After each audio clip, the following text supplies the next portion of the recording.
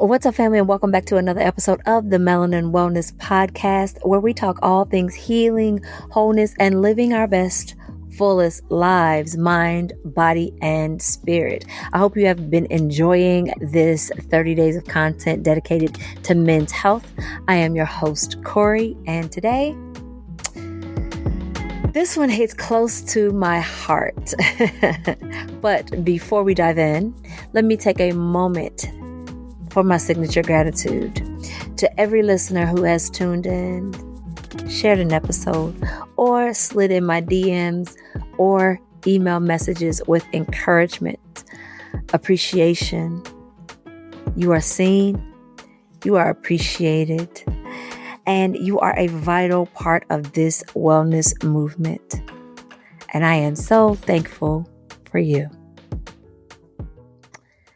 Now, have you guys ever watched your son walk onto a field or a court, a track, or in my case, into a boxing ring and feel that mix of pride, nerves, and prayers bubbling up all at once?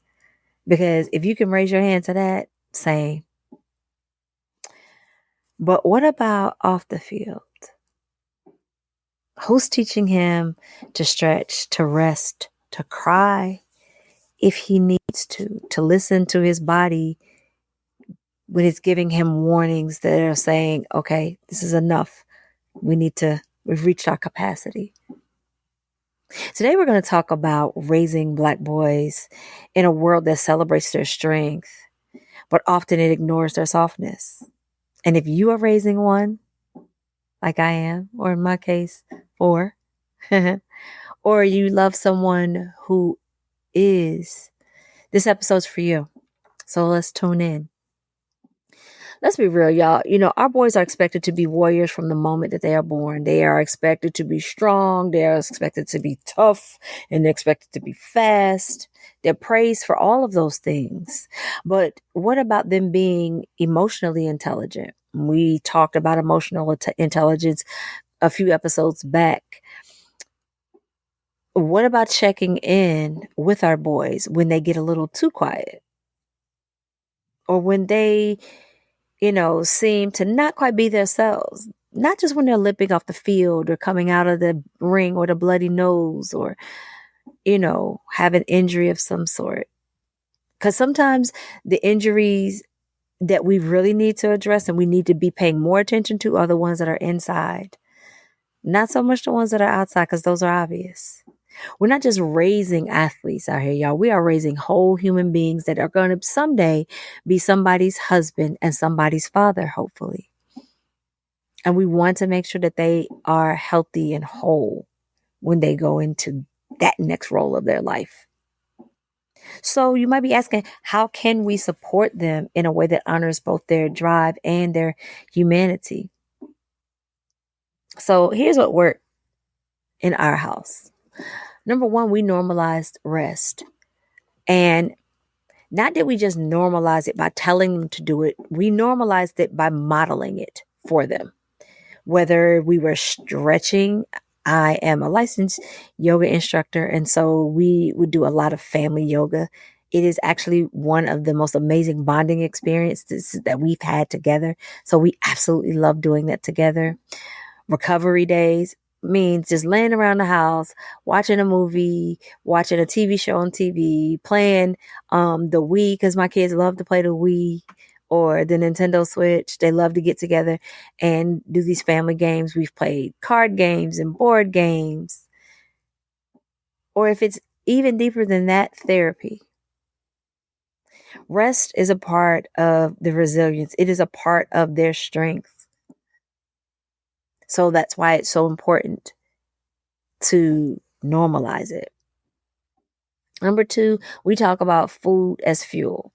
Now, I'm also a certified diet and nutrition coach, so that doesn't hurt them, but we also don't use food as a punishment nor a reward. We use fuel for greatness. And, I've taught them throughout the years that what you put in your body is critical. especially with you all being, these high performing athletes. As many of you know, I have a son who is going to be playing ball at a Division 1 college. And yeah, go UVA.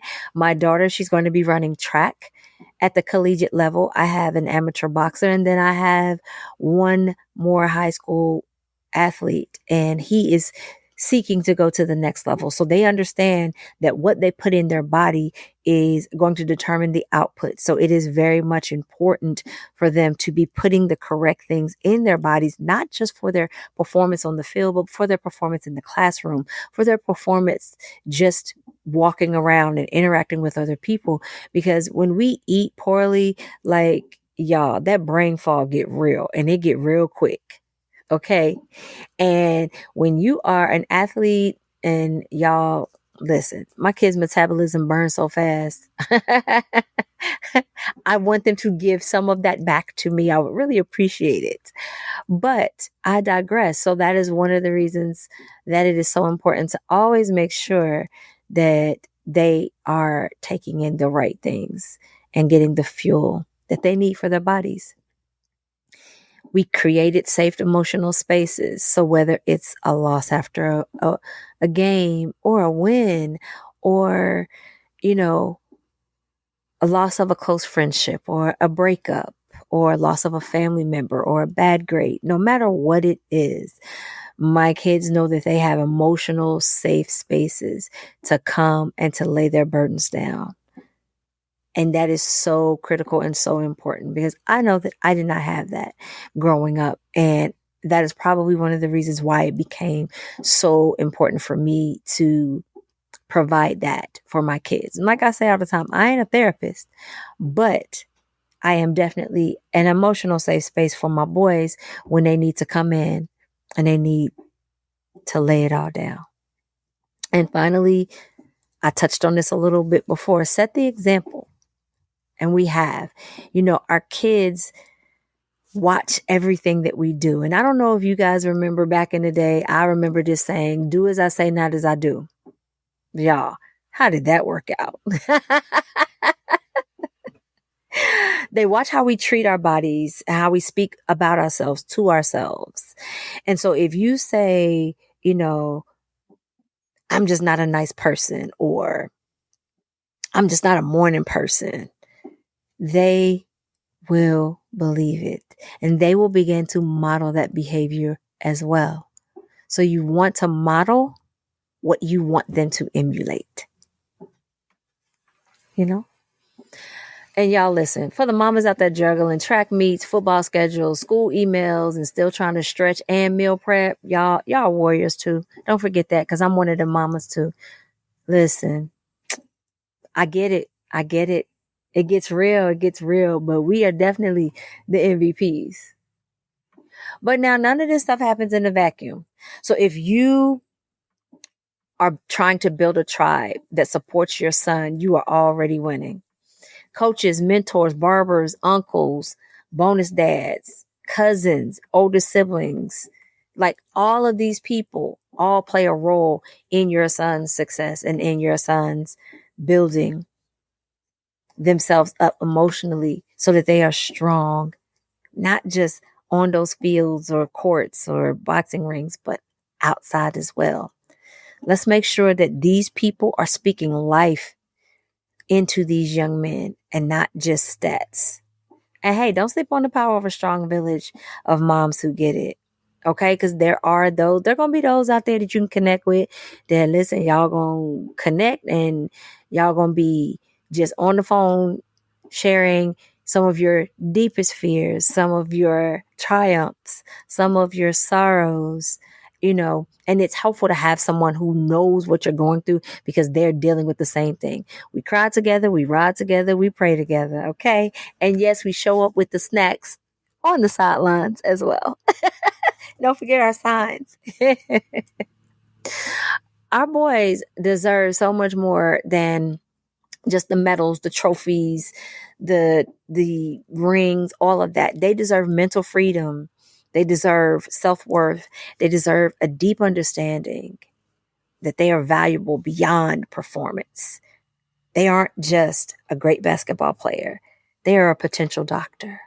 They are not just an amazing football player. They are a potential chef. They aren't just an amazing boxer. They are a future business owner of a construction that builds homes for homeless. Like, our boys are so much more than just their athletic abilities. And it's important that we continue to pour that in them. Let's keep raising these warriors, sis. Not just for the world, but for themselves. Their dads are there cheering them on. But fellas, just remember that your boys need you to model a strong man who is also emotionally intelligent. That's it for today's episode, family. If it touched you in some way, share it with another mama, another dad, another coach doing the work.